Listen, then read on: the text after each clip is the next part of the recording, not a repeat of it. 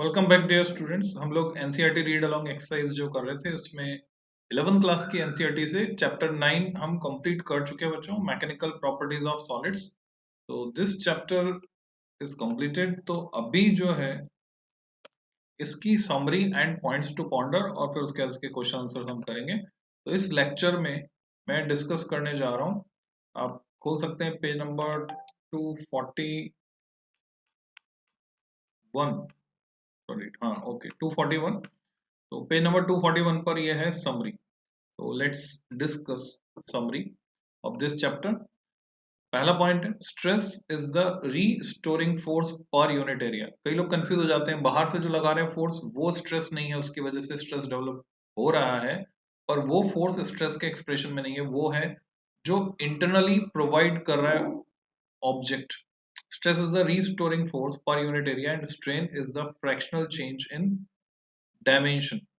तो ये simple straight forward definitions in general there are three types of stresses. Tensile stress हमने पढ़ा, longitudinal stress associated with stretching और compressive stress। तो tensile दो तरह का होता है, longitudinal या compressive। या बोले हम tensile जो है वो longitudinal है और compressive stress वो भी along the length होता है, तो वो compression के साथ associated है। shearing stress होता है और तीसरा होता है C hydraulic stress, जिसको हम नॉर्मल स्ट्रेस या प्रेशर भी कह देते हैं। Second point, for small deformations, stress is directly proportional to the strain for many materials। बहुत सारे substances के लिए stress strain के directly proportional होता है। This is known as Hooke's law।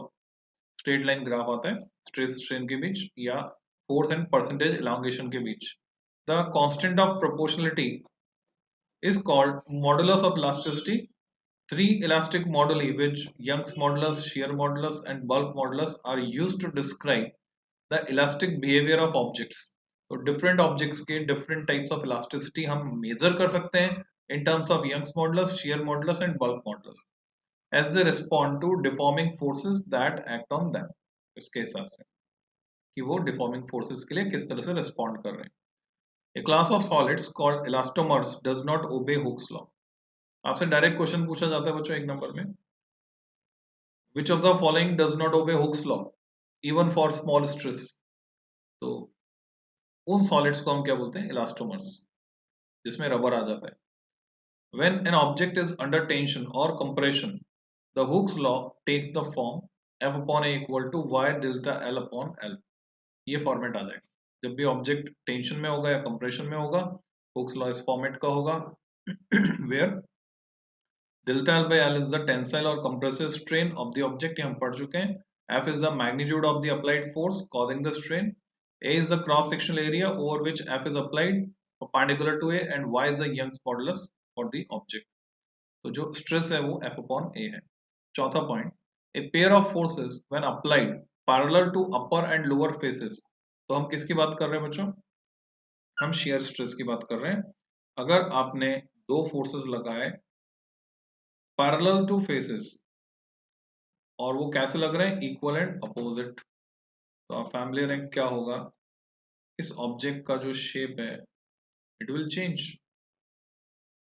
तो इसके लिए हम क्या डिफाइन करते हैं, शेयर स्ट्रेस, और जो यूनिट डिफॉर्मेशन इसमें आएगा उसको बोलेंगे shear strain. Upper face move sideways with respect to the lower. The horizontal displacement delta L of the upper face is perpendicular to the vertical height L। This type of deformation is called shear and corresponding stress is the shearing stress। Tangential stress भी हम कहते हैं इसको। This type of stress is possible only in solids, liquids में नहीं लगा सकते। In this kind of deformation, the Hooke's law takes the form F upon A equal to capital G times delta L by L। ये format आ जाएगा। Delta L is the displacement of one end of the object in the direction of the applied force F and G is the shear modulus। पांचवा point है, when an object undergoes hydraulic compression due to a stress exerted by a surrounding fluid, the Hooke's law takes the form, ऐसे दिखा सकते हैं हम P equal to B times delta V by B। तो ऐसे दिखा सकते हैं इसको, प्रेशर को। P is the pressure, hydraulic stress on the object due to the fluid, delta V by V। The volume strain is the absolute fractional change in the object's volume due to that pressure and B is the bulk modulus of the object। तो हम ऐसे इसको दिखा सकते हैं।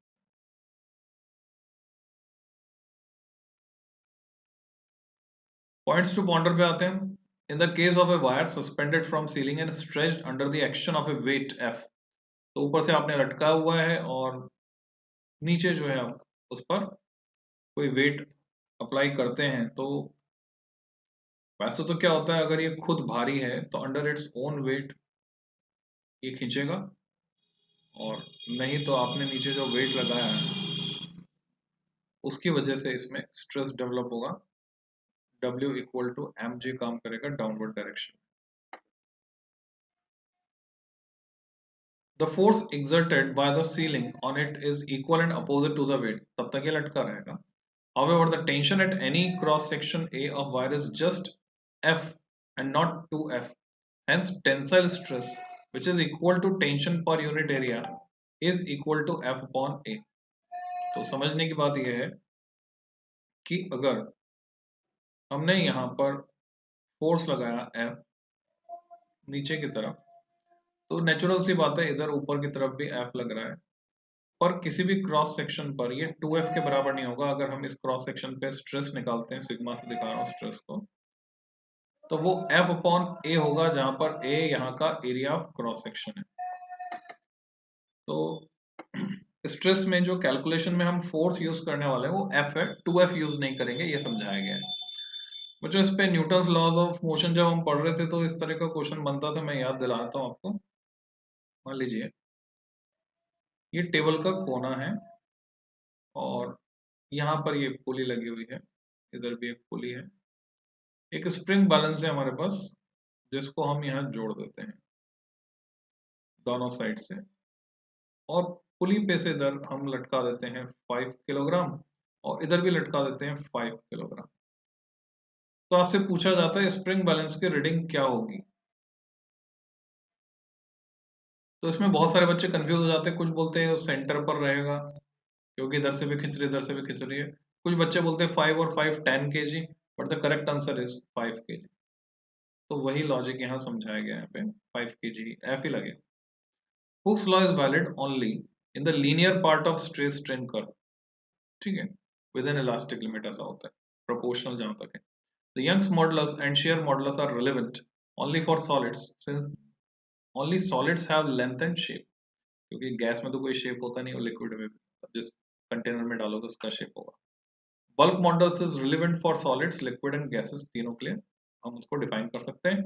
It refers to the change in volume when every part of the body is under the uniform stress so that the shape of the body remains unchanged.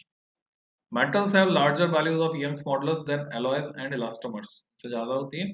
A material with large value of Young's modulus requires a large force to produce small changes in its length. ये meaning है, अगर Young's modulus ज्यादा है means आपको ज्यादा force लगाना पड़ेगा small change भी अगर आप प्रोड्यूस करना चाहते हैं।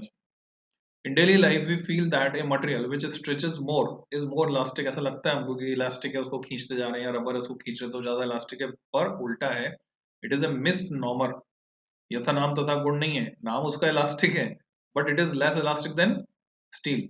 In fact, material which stretches to a lesser extent for a given load is considered to be more elastic. तो समझ गए होंगे आप।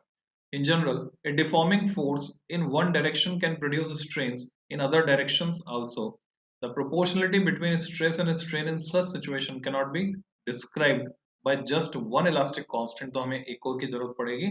For example, for a wire under longitudinal strain, the lateral dimensions, radius of cross section will undergo a small change, which is described by another elastic constant of material, जिसको हम बोलते हैं Poisson's ratio। तो बच्चों Poisson's ratio को यहाँ लाकर introduce किया गया है।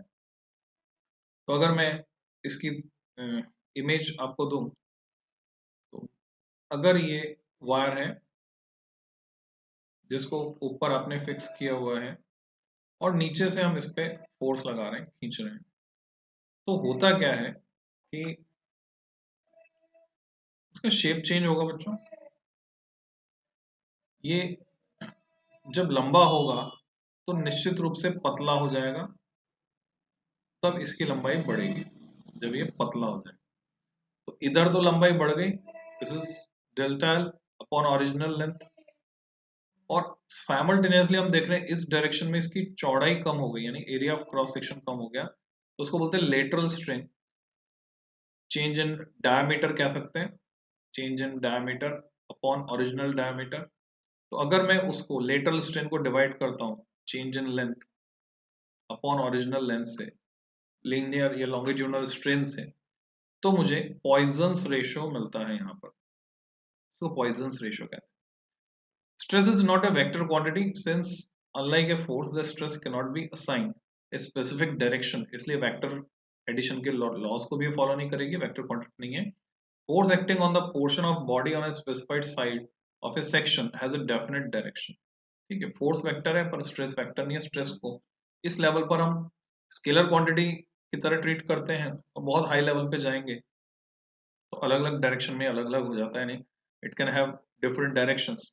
हम टेंसर जैसा मान सकते हैं उसको, पर अभी हम स्केलर मान के चलेंगे। तो इस वीडियो में इतना ही। नेक्स्ट वीडियो में मैं क्वेश्चन आंसर एक्सरसाइज डिस्कस करूँ। Thanks for viewing. Happy learning.